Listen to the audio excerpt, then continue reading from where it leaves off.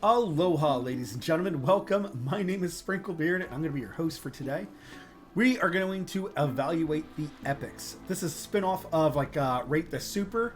It is a Twitch thing that I really enjoy watching, or there's YouTube videos that basically rate how well they think an ultimate ability is of a character. I've always loved it. Since I focus on new game content, we're going to focus on doing this for our rares and our epics. So today we're starting with an epic, and that epic is going to be Wrath. The reason that we are starting with Wrath specifically, Wrath is not going to be the first epic you get, but by far he is going to be the most advantageous as you dump resources into him. So with that being said, this felt like a very easy one to start off with. And it's something that's going to apply to everybody because everybody gets him at 2 weeks. So not only is he a free epic that you are guaranteed to get, but by soaking resources into him, you will definitely notice the results back from giving him those resources. So let's first talk over what his job is in the game. Wrath's main position is he is a fighter and he deals normal damage. So he is a grounded unit. So that means he can't be up on a platform. He is meant to be down in the thick of things. Specifically, he can block 2 units and his cost is 16. So he's right in that middle ground of he's not super cheap, but he's also not expensive. So he's very easy to get out consistently. Here it says that he does continuous damage. He absolutely does continuous damage. And he can really only attack the one square in front of him. There are times where you can kind of do some funky things to manipulate that. We are not talking about that in this video. It's out of the scope. But understand that whatever is in this square in front of Wrath, he is taking his giant claymore or his Y-hander and he is killing whatever is in front of him. There's very few times that Wrath does not kill whatever is directly in front of him. The only exception is when that something deals as much damage to Wrath, and Wrath either doesn't have a healer or he's not fully awakened. We will get into that later. But Wrath is a very high damage dealing champion, but he's a grounded unit. So he attacks what's directly in front of him. The further you get into the game, now what I mean by further into the game, I would say when you start equipping yellow gear and above, that is when you will notice Wrath and his strength. I will say prior to yellow gear, Wrath could feel underwhelming, or he might not feel like he is bulky enough to get his job done, and he might not appear to be great at a first glance. So that is another reason that we're doing this series, is to show champions at their best or with a good gear set on to show what they are capable of. Wrath is an epic, so you obviously start off at 4 stars. Now, at 4 stars, his stats are okay, but we're not going to be talking about whether the champion's like a 3-star, 4-star, 5-star. That's going to make things way too complicated. We're just going to jump straight up to 6-star, fully promoted, right? So HP has 21,000. This is a very good value. We're going to ignore the green numbers as well in these videos. The 21,000 is a very good number, especially since he's a fighter. He's going to be down there taking a whole bunch of damage. 1,600 defense is also pretty decent. The big thing of note, though, is this 4,879. If we compare this to a lot of other epics, and as we watch these videos together, we will see that a lot of the other epics are down closer to 3,500. This means that Wrath's attack stat is actually more on par with a legendary champion. So you are going to hear me refer to Wrath very frequently as the legendary wrapped in purple, or the legendary in an epic skin, because he's basically, with all the additives that we're going to go through in the video today, he is basically a legendary. But what's great about him is that he's taking epic skill dust. He's taking epic soul stones to awaken, which makes him almost in that sense more valuable, because he's going to be much easier to get up to his maximum potential much faster than a legendary champion. Magic resistance, his magic resistance is low, and in all honesty, his defense is a little bit on the low side, even at 6-star. He's still very usable, but understand that he is not a tank, right? He is a fighter through and through. He's meant to output obscene damage. Cost is 16, block is 2. We're going to kind of ignore the revival time as we go forward. When it changes, there's certain champions that get an advantage to revival time. We will bring up the revival time there, but other than that, we're going to ignore this revival time on a whole. The advanced attributes down below, a lot of these are static. The one thing that we will be constantly talking about is the attack interval. However, the rest of these are static. They shouldn't change. A few champions will have their rage regen be 14 instead of 13.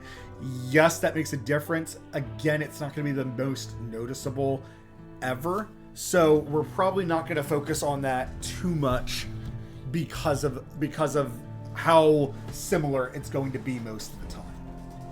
His attack interval is 2.6. This is the standard in the game. This is what we're going to be judging every other champion off of. So if their attack interval is higher, so like let's say a 3 or a 3.5, it is therefore worse, right? That is considered slow and, cumbersome.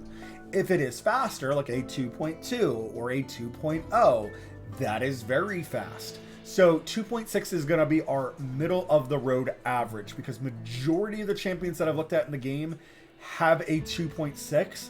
And then as we progress through the champions, we will notice certain themes make certain champions slower for their attack interval. Let's go over his skills. Why would you pick Wrath over other champions? So in the skill set here, I am going to include any promotion bases that the champion gets, because when they show the talent here, they're talking about when you fully 6-star the champion, not at 2-star and then the other one at 5-star. Certain champions, it does change when they get their talents.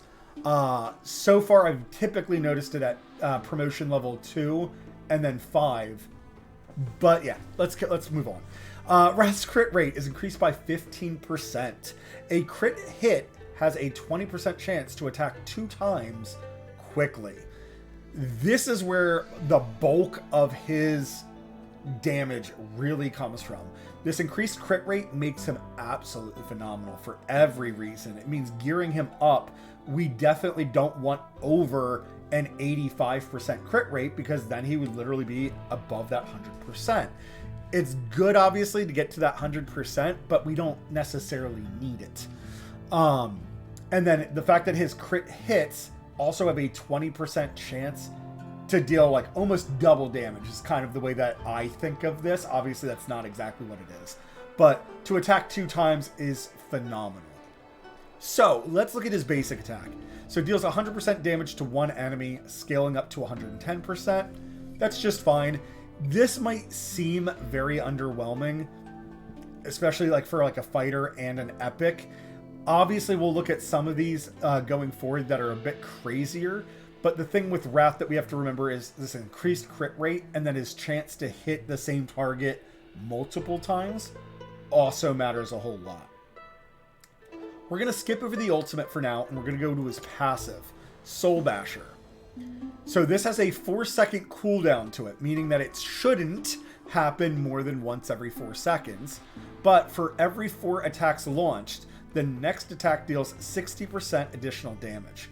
Now, understand that for every 4 attacks launched, this means that if you were to give him maximum attack speed, you still have to wait that 4 seconds for this to proc more often.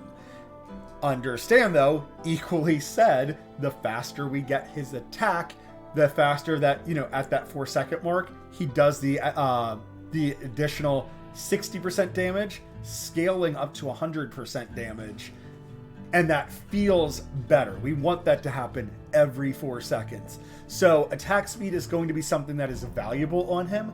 However, because it is locked behind this 4-second wall, it's not critical on him. I would still encourage you, yes, invest attack speed under his substats for him. Let's turn that over to Sunday. His ultimate, it is an auto cast, so this is something that we don't control. There's some champions where you could take better advantage of using their ultimate when you want to. Wrath is on full auto. Wrath is going to do what Wrath wants to do, and he's going to do his job very well. This also means that his ultimate can get mistimed. So if you're doing something like the arena, and let's say you want to depend on his ultimate's damage, or eventually the lifesteal that he gets from it, you don't control that. So it is a shortcoming for him for sure. Increases his damage by 30% for 30 seconds, so a very long duration ultimate. Additionally, every 3 attacks launch triggers an extra attack up to 5 enemy units in range, dealing 90% of his damage. So instead of him doing 100% damage to one enemy, his ultimate allows him to, on every 3 attacks launched, triggers an extra attack. It's kind of like an animation cancel for those who are aware of what that is. The quick explanation is, as your character is attacking, they have an animation. So for me, it's this diagonal motion. For Wrath, what will happen is, as he's going through that diagonal motion and he connects doing that third hit, he will instantly go into an overhead, and it's an extra attack near instant, right? It's extremely fast. But it makes him a fantastic bully for damage. He absolutely puts out a massive amount of damage.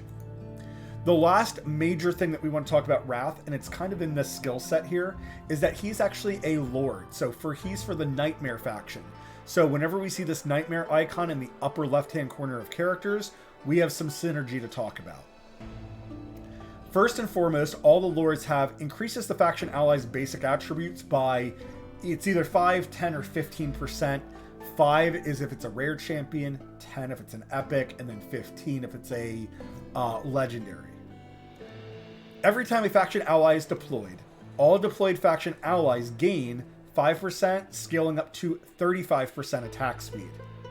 But the healing effects received by them are reduced by 20%. This is not 20% per champion out, so you definitely get more advantage by summoning out more nightmares. It is a flat 20%. So the moment we summon out Wrath, he is instantly afflicted by this and loses 20% healing that he receives. Now, this isn't a real big deal. It is a minor thing of note. This shortcoming of reduced healing, it's not the detriment that you think it is. I would say in Faction Wars is currently the biggest place this is taking effect on me the more I play the game. However, it is still something, yes, you want to be aware of it.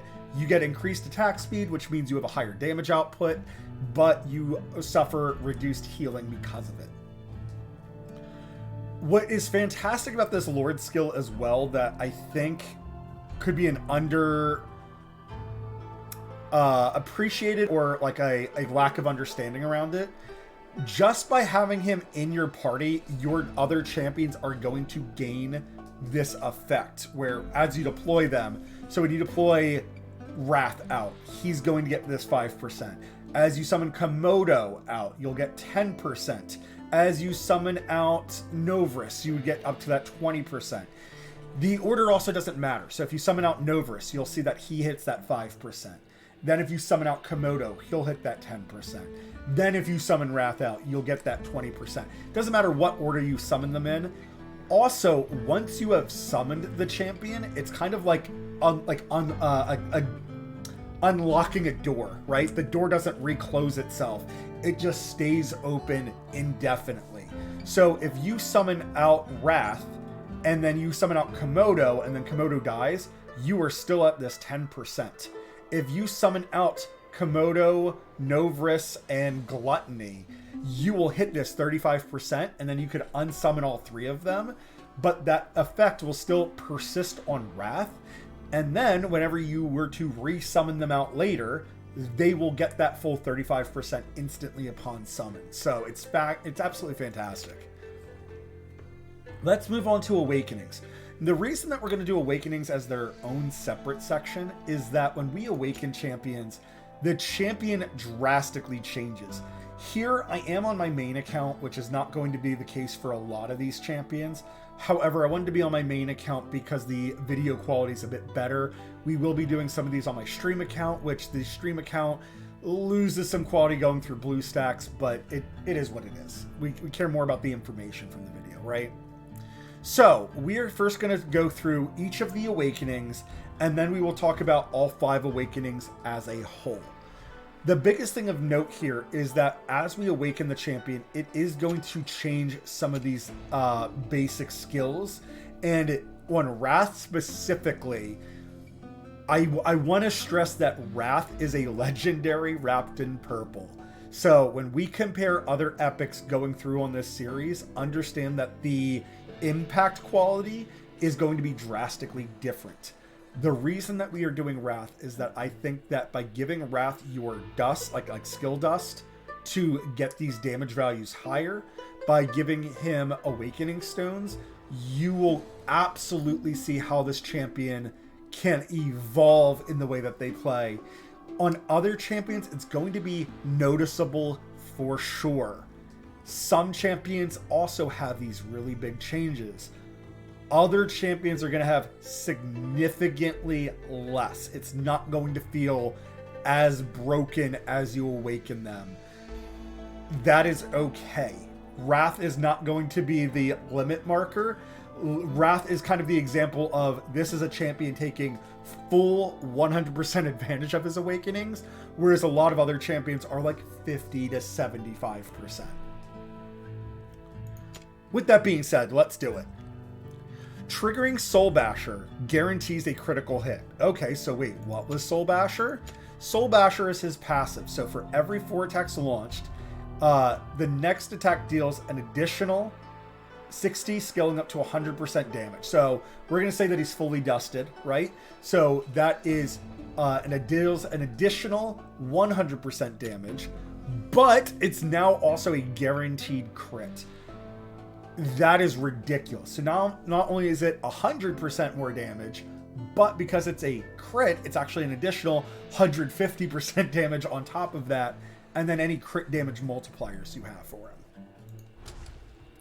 Here we have crit damage, so not only is his crit rate increased by 15% by promoting him, now as we awaken him, he will get to this 15% crit damage as well.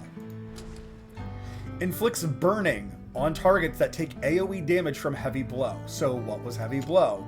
Heavy Blow is his ultimate. So this means that every 3rd attack that he does triggers the extra attack. This extra attack is what is going to set enemies on fire when he hits, and specifically, it can hit up to 5 enemies in his range. So you can apply burning onto 5 enemies. What is burning? Burning deals 20% magic damage per second. Burning effects from different sources can coexist.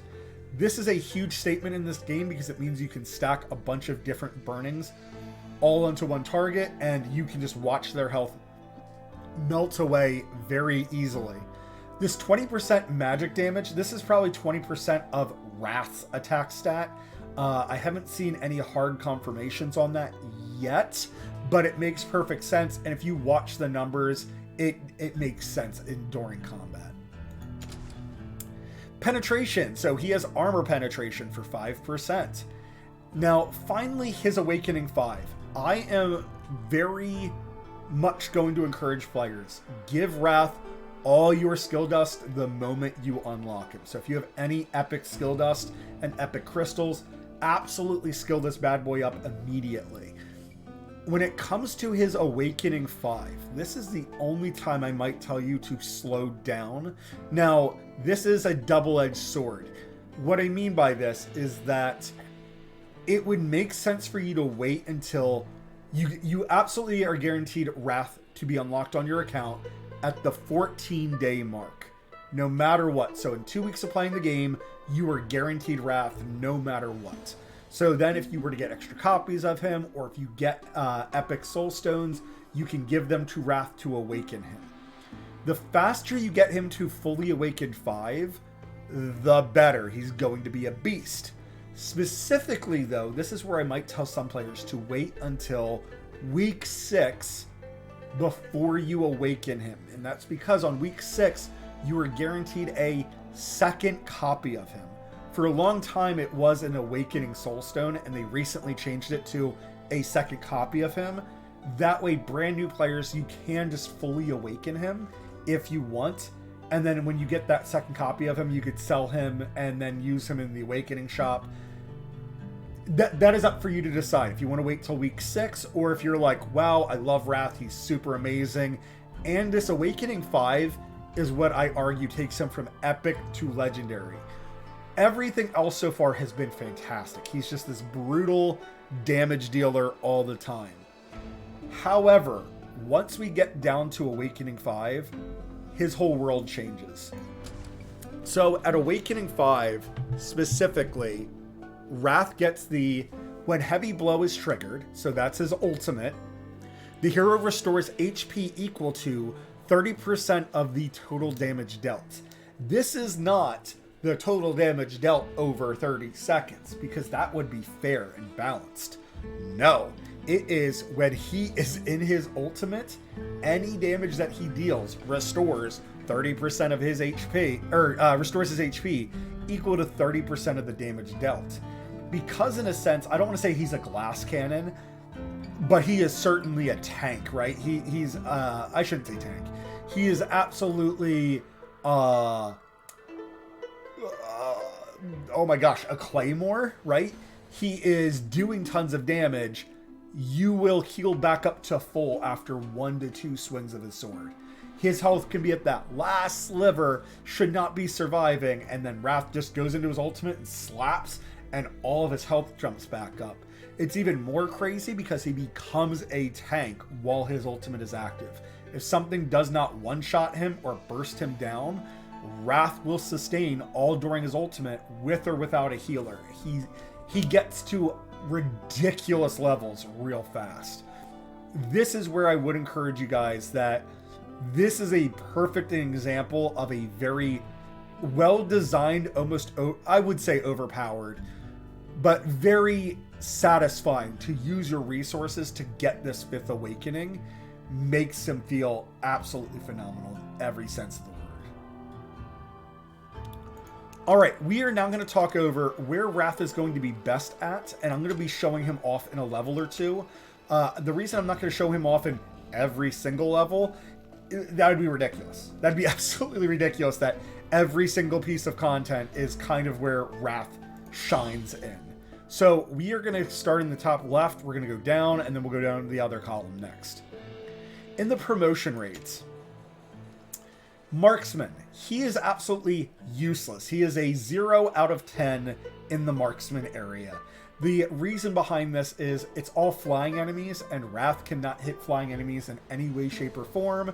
The game does not have a champion that enables ground units to hit flying units. So until that moment happens, do not use Wrath in the Marksman area.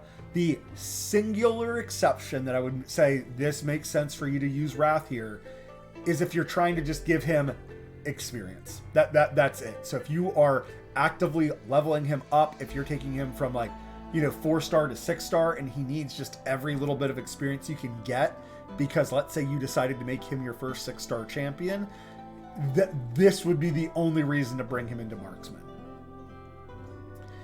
I'm going to kind of combine mages, endurance, and melee all together for what Wrath is good at and why he is good at it. In all 3 of these, you can put him pretty much anywhere that blocks off the units as they come, and Wrath is going to do his job. He is going to kill whatever shows up in front of him, and the only exception to that would be as you get further down into the mages and in some of the endurance runs, some of the enemies get more heavily armored and whatnot.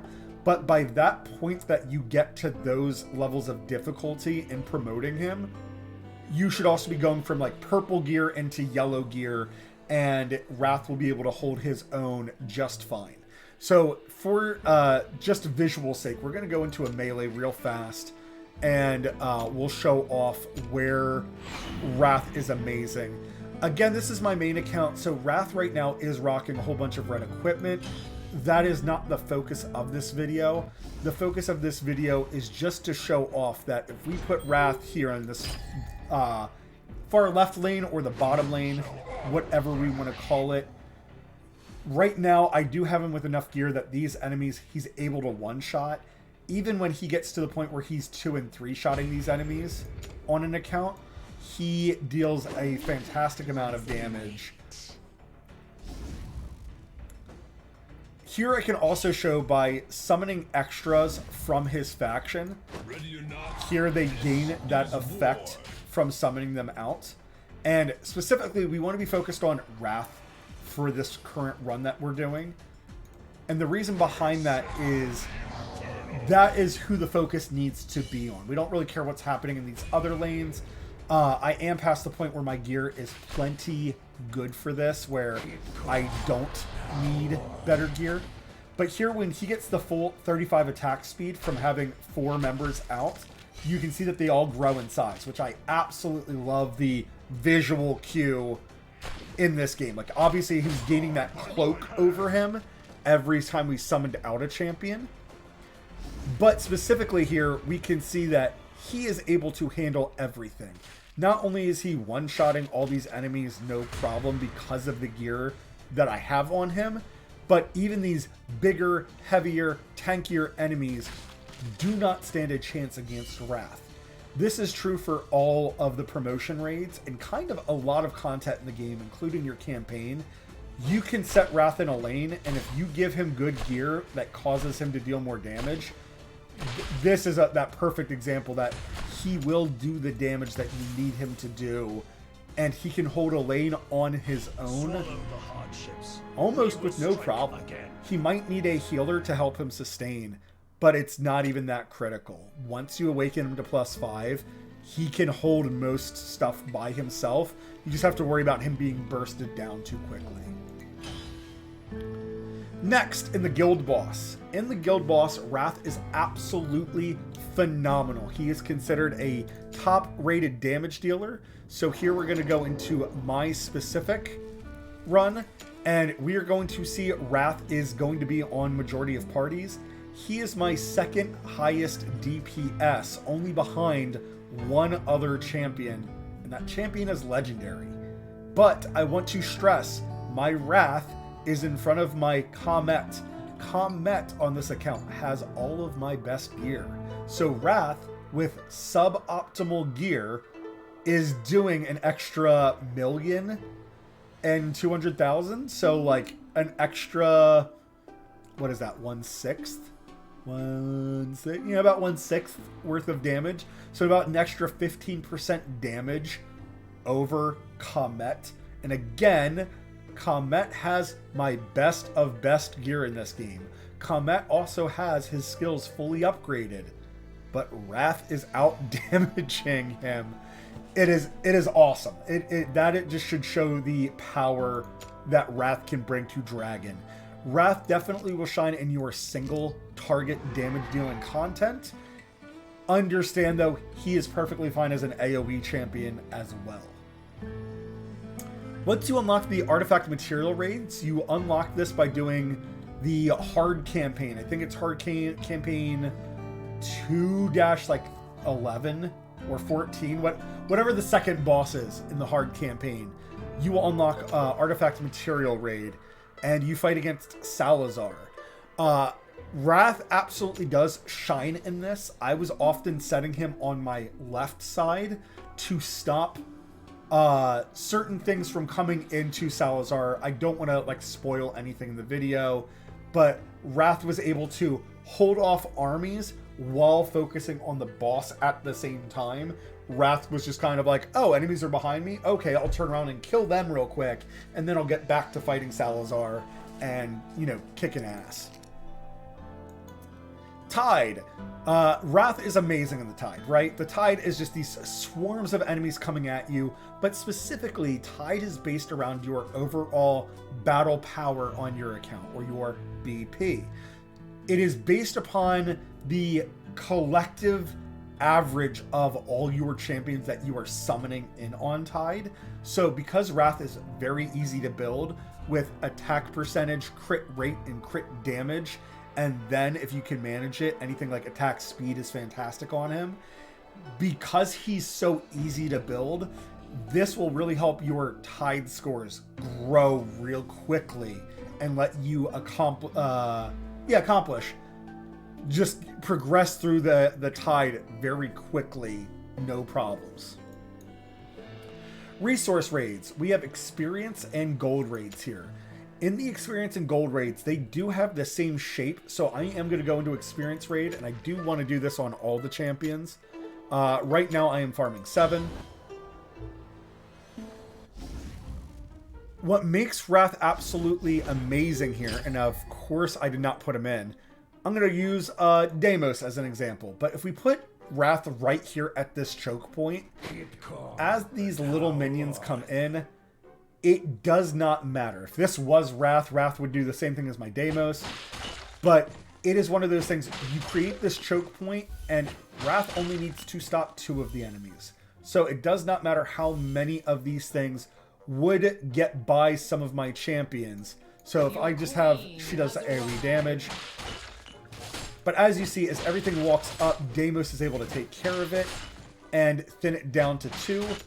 But this is the shortcoming, is that if your champion's not fast enough, or Wrath, even with his ultimate on, you can only hit up to 5 enemies. So it is something you do have to be careful of.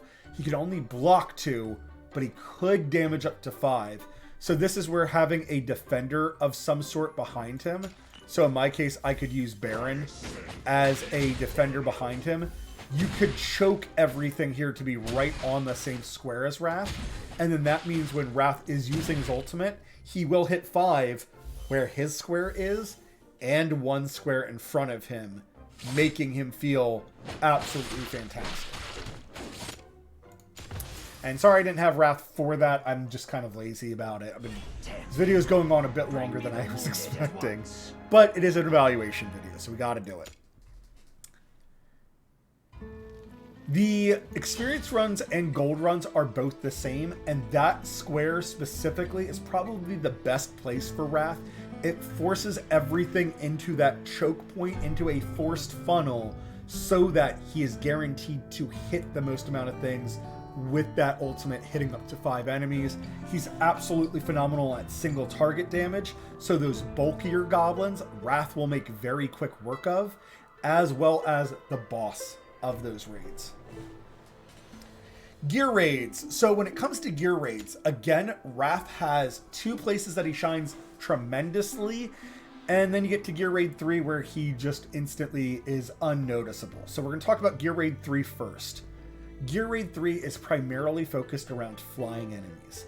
Wrath cannot touch flying enemies at the moment, unless they come out with a new champion that lets your grounded hit units hit flying units.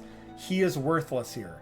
Again, the singular reason I would bring Wrath into Gear Raid 3 is if you were just trying to level him up to 60 as quickly as possible.